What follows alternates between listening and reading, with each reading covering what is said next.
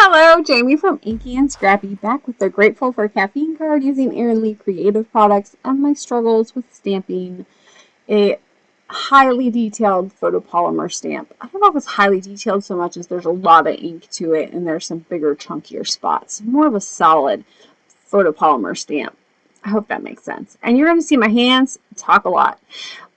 This was supposed to be my Let's Start Stamping series for Saturday, September 14th, and I was doing it like I normally do it. And so about halfway through, I just got really frustrated. My voiceover was not doing well. And I was like, I can't save this. It's just, I'm doing it for you right now. I'll speed it up and do a voiceover. It happens. Anyways, I picked up the skull set here. I think it's called Stayin' Alive from Erin Lee Creative. And then, of course, the Dead Inside Coffee one. Or Death Before Decaf. I think it's Stayin' Alive. I don't remember. Anyways, the coffee sentiments that go with the coffee-styled skulls. Okay? All right. I can't talk today. This is the 5th time I'm voicing this one over. Can you tell why I do the voiceovers for my Let's Start Stamping series while I'm doing the card? Okay, I also picked up 2 stencil sets of the camel one, which I am excited to try out. But this one was the one I wanted the most, which is the tie-dyed one. I've been looking for a tie-dyed stencil set, so this one was really fun. If you haven't checked out Erin Lee Creative, go check her out. She's got some amazing stencil sets, especially if you love stenciling. There's some really cute, pretty scene ones, like some of them have like 6 stencils or something. That's way too committed for me. I have a hard enough time lining up 3. Okay. So they are marked on the bottom side that, it says Erin Lee Creative, and then it says layer 1, layer 2, and layer 3. So make your life a little easier. So because this is my Let's Start Stamping series, I usually try to go with less is more and try to keep cost down to a minimum. I am using my distressed oxides today: Crackling, Campfire, Uncharted Mariner, and Villainous Potion. You could definitely do this one with dye inks. It will look gorgeous and great too. I just don't have, I could have used, I guess, my Close to My Heart dye inks, but color wise, these were the colors that I had kind of envisioned, and I was going to color with my distress inks. And so I don't know why I picked the oxides, to be honest. I should have done it with the regular distress inks, but probably because the oxides just give me a stronger blend faster. I hope that makes sense. But I did mark on my little craft mat here, so I'm just using a plastic craft mat from the dollar store or Hobby Lobby. You can pick them up, they're like $1. Maybe, okay, $1.25 at the dollar store, and usually $2 at Hobby Lobby, but they're usually you can pick them up 40 or 50% off if you get last season's stuff. And so I have a whole bunch of them when I teach card class in person, just as a table saver, and they work beautifully for this type of thing. Anyways, so I'm just stenciling. I started with the first one, added my color. I'm going to come in with my second color here and add my color. And I'm just using a blending brush from Amazon, if you are curious. So once I have that first and second layer on, I'm going to add in my third layer.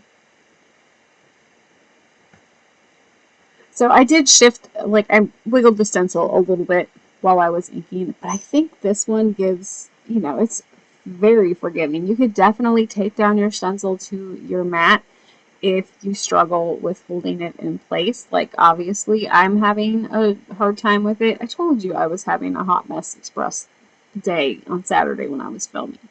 It just was not, I probably should have just taken a nap. Yeah. I guess it didn't get filmed on Saturday. It got filmed on Thursday or Friday.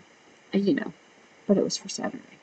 Anyways, so after I was done, I decided, a couple of weeks ago in our Let's Start Stamping series, we did some pastes. And so I was like, I think I want to add some paste. So I did come in with some spray. I cleaned off my stencil to start with here. And then I'm going to bring in some Crypt paste from Ranger's Tim Holtz line.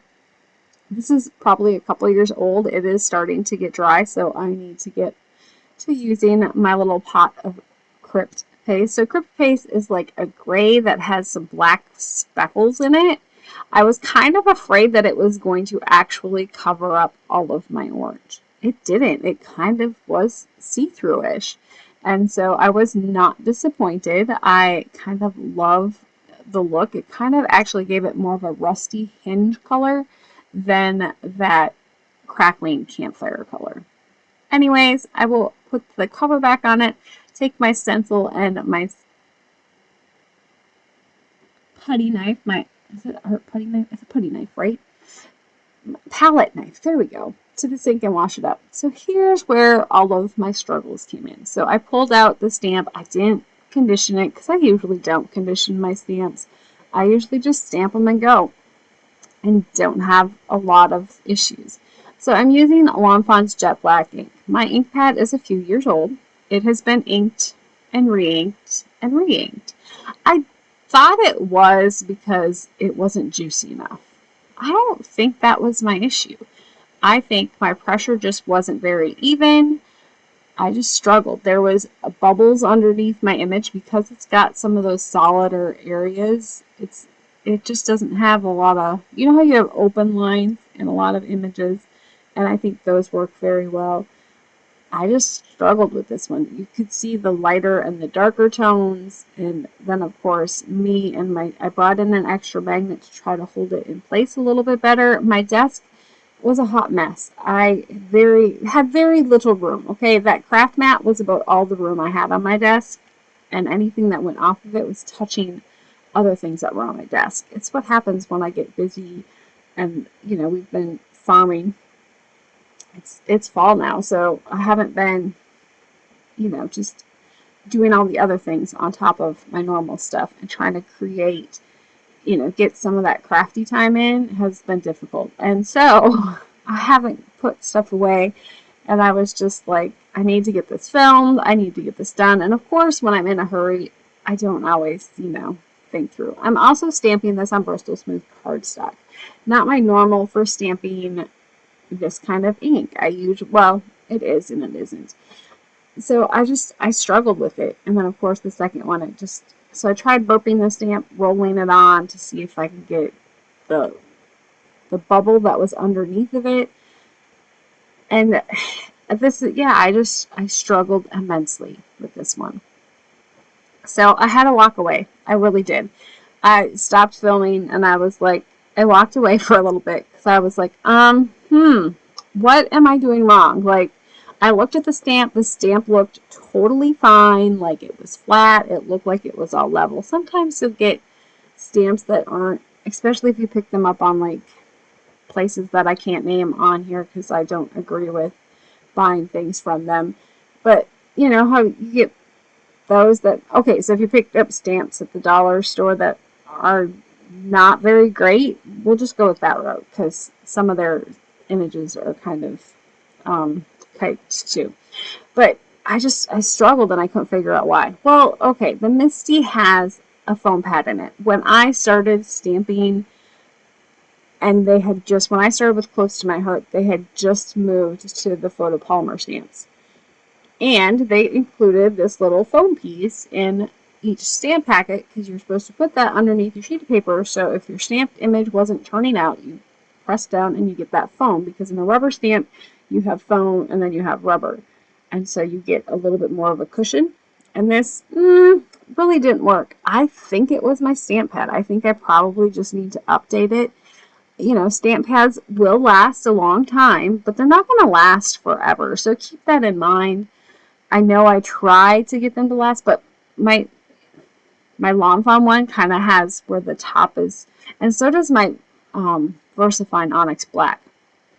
They kind of get like linty on top almost, and I think it's just time to get a new one. I think I might have a new one of the VersaFine one because my VersaFine one is very linty. To me, it looks linty on top. So I brought in VersaFine. It stamped beautifully with the VersaFine. First time. Yeah.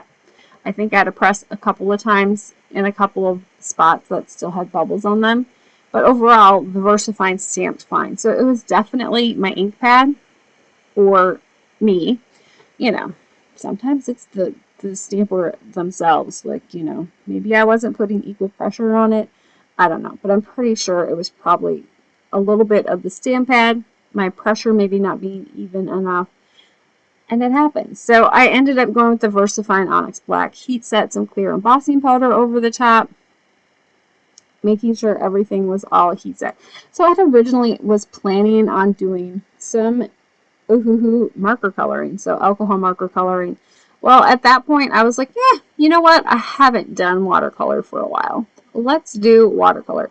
And really, I'm using distress inks, so it's a lot easier to pull in those colors with my distress inks than trying to match up the ones with the colors that I have in my background. So this just was super easy. I did bring in the Rusty Hinge since that orange kind of ended up looking like Rusty Hinge after I was done putting the grit paste over the top. So I'm just using a #1 brush. It's not, maybe, you know, each brand has a different numbering system. It's a fairly thin, small, little round brush. It does detail work fairly well. So I smushed my ink colors on there. I'm starting with some antique linen. I usually like to start with my lightest color that I am using, just because, you know, I don't have to worry about smudging it so much, I guess, or making it darker. And then I went on to my ground espresso color, added a little bit more water to that for the ice cubes so they kind of have a lighter hue to them. If you watched the video on Saturday, I kind of did them a little bit different, and I liked how they turned out on Saturday as well. Now, for my green, I didn't want to go with, I think I smooshed on there some forest moss, and I was like, that's not really the color I wanted, so I mixed in a little bit of that Uncharted Mariner with it, and kind of got this bluey green color that I liked. So then I'm coming in with the Villainous Potion. I'm going to add that to the centers of my flowers and then work my way out here, kind of, and then coming back in with it to darken those centers a little bit more, give them a little bit more highlight. I'm going to do the same thing kind of for these little orange ones. I started with all of it, and then I'm just going to come in and do a second layer on parts of it to darken it up, give it a little bit more color and contrast. And then I'm going to do the same thing with the hair, color it all brown, and then I'm coming in with the second layer along the edges, so it kind of gives it a highlight in the middle. I'm going to pull in some more of that Uncharted Mariner, water it down very well for my cup here, and then just do some more touch-up here and there. And then I did color both the top and the bottom image, and then, you know, I kind of did a little bit more. I think I brought in Windsor & Newton's Iridescent watercolor medium for my bottom one, so it has some sparkle and shine to it. I will show the finished card. I will do that one probably in the next couple of days. I will get that video done because I love how that one turned out. It was actually kind of what we did for our Saturday card, just in different colors. So, you know, it happens. So for this one, this one came with die cut, so it was the stamp and die set combo. So I'm just lining this one up. And I kind of struggled a little bit because it looked like it was kind of off. And I was like, I don't know if I'm going to be centered very good or not. I ran it through the die cut machine and it turned out beautiful. So if you have this where you're struggling to line it up, cut it out. So I'm just using the one that I actually cut. But cut it out of a piece of scratch piece of paper, even just a 3M Post-it note. And then line up that Post-it note over the top of your image, and it'll show you exactly where it's going to cut and give you, if you struggle with that line placement, like it's not the same. So I taped it to my main one and I popped the die. If the die will pop right into that cutout area, you can feel it click into place, and then tape that down and then run that through your die cut machine as well. It will cut it beautifully, and you don't have to worry about, was I off, was I on, especially if you cut them out after you've colored your image.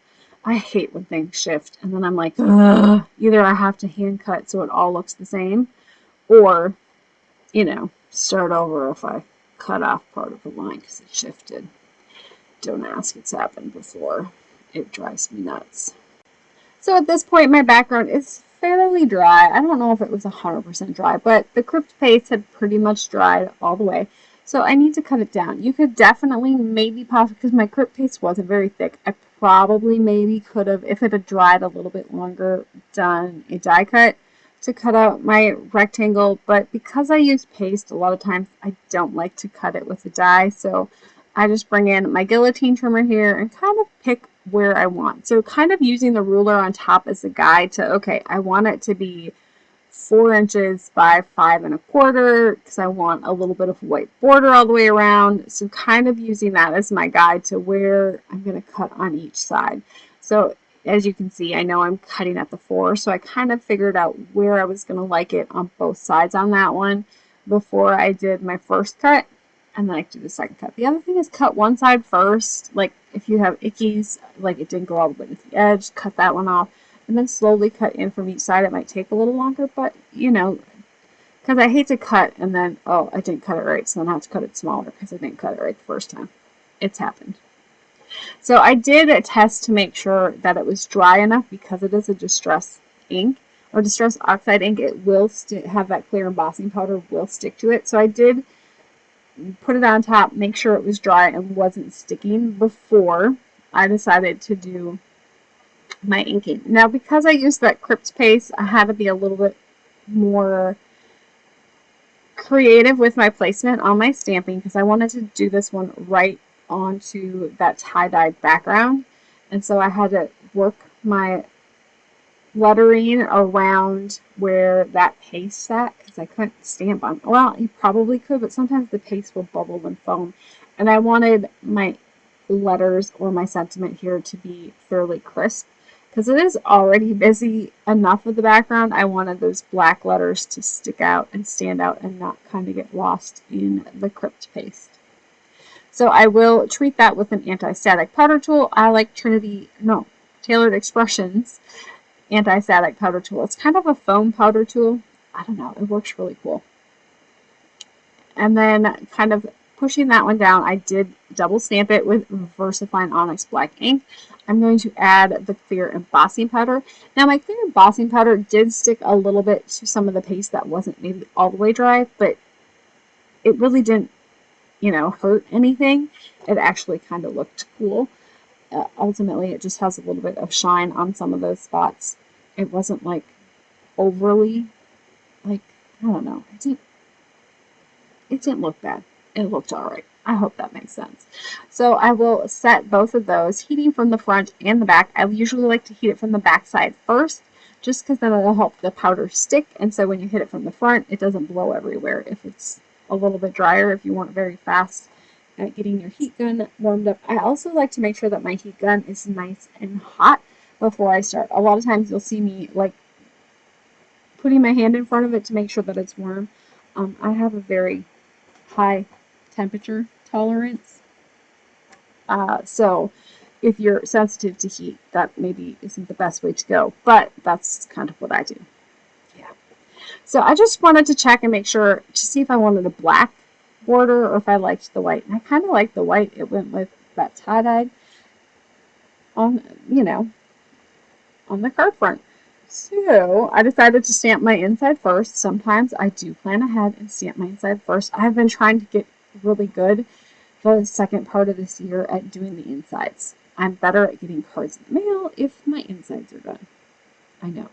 It's weird, right? So I did stamp this one with, I just grabbed one of the distress inks, stamped it down twice. You see how nice it's stamped on that one? So it was definitely the ink pad. This is when I knew I was like, yeah, it had to have been the ink pad because my distress ink, which isn't a very great stamping ink, worked just fine. Yeah. So sometimes it's not always you. Sometimes it's the stamp pad. And that's my story and I'm sticking to it. So I did go with the Does This Coffee Make Me Look Alive for my inside sentiment.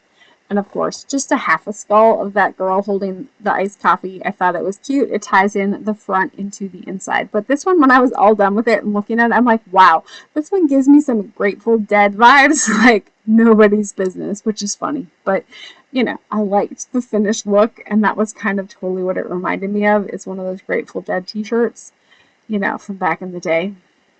They were, you know, yeah, like the tie-dye with Grateful Dead on it. And yeah, this was totally what, when I was all done, I was like, huh, that's totally what it reminded me of.